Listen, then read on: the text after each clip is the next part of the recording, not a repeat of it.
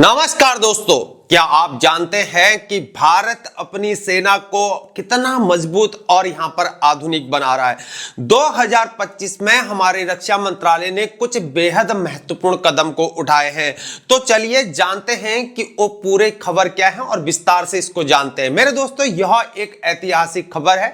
दिसंबर 2025 तक भारत के रक्षा मंत्रालय ने 1.82 लाख करोड़ रुपए के अनुबंध पर हस्ताक्षर किया है और यह पैसा हमारी सेना को आधुनिक बनाने के लिए इस्तेमाल होगा। साथ ही रक्षा अधिग्रहण परिषद ने 3.84 लाख करोड़ रुपए के अनुमोदन यहां पर दिए हैं। यह संख्या सचमुच यहां पर बहुत बड़ी है। अब सवाल यह है कि क्या यह पैसा सही तरीके से क्या खर्च हो रहा है? जवाब है बिल्कुल हो रहा है।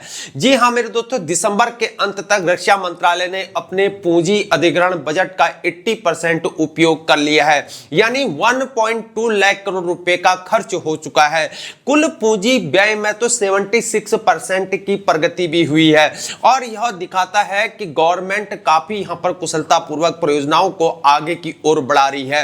अब यहां पर खास बात यह है कि भारत अपनी रक्षा जरूरतों को खुद से पूरा करना चाहता है और इसलिए सरकार ने यहां पर कई इंप्रूवमेंट को किए हैं, जैसे कि निजी क्षेत्र को बढ़ावा दिया जा रहा है, रक्षा विनिर्माण लाइसेंस को यहां पर सरल बनाया गया है और छोटे और मध्यम उद्यमों यानी एमएसएमईज की क्षमता को पहचानना और विकसित किया जा रहा है। आपूर्ति की जांच के लिए बाजार सुधार रिपोर्ट तैयार की गई है। इसका मतलब है कि आत्मनिर्भर भारत की दिशा में हम सही रास्ते पर चल रहे हैं। दोस्तों, 2025 को रक्षा मंत्रालय ने सुधार का वर्ष यहां पर घोषित किया था और रक्षा मंत्री राजनाथ सिंह के नेतृत्व में कई बड़े बदलाव यहां पर किए गए हैं, जैसे कि सैन्य सुधार में एक संयुक्त परिचालन केंद्र की स्थापना की गई है।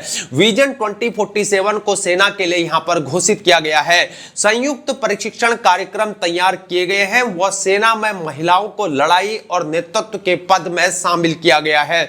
सैन्य पर्यटन को बढ़ावा दिया गया है। दीर्घकालीन बुनियादी ढांचा रोडमैप को तैयार किया जा रहा है। लेकिन मेरे दोस्तों, केवल आधुनिकीकरण ही यहां पर काफी नहीं है।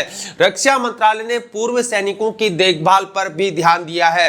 इसी एचएस स्कीम के तहत 70 साल से अधिक उम्र के दिव्यांग सैनिकों के लिए घर पर ही दवाई की डिलीवरी को शुरू किया गया है। रजिस्टर्ड दवा दुकानों की संख्या दोगुनी की गई है। ई से हर टेलीमेडिसिन सेवा शुरू की गई है। अब बात करते हैं एक और बड़े सुधार की।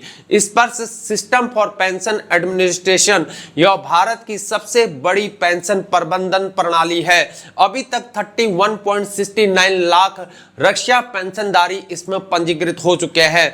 पुरानी प्रणाली से 6.43 लाख समस्याग्रस्त मामले को स्थानांतरित किया गया है। इनमें से 6.07 लाख मामलों को सामान्य कर दिया गया है। यह डिजिटल प्रणाली पारदर्शिता और सुलभता लाई है।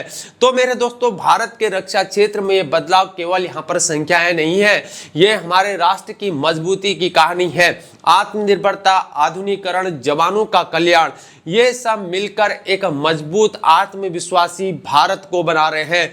तो अगर आप भी अपने देश की सेना को लेकर यहां पर गौरवान्वित होते हैं तो इस वीडियो को जरूर लाइक करिए, शेयर करिए और हमारे चैनल को सब्सक्राइब करना ना भूलें। बने रहे हमारे साथ, तब तक के लिए जय हिंद, भारत माता की जय।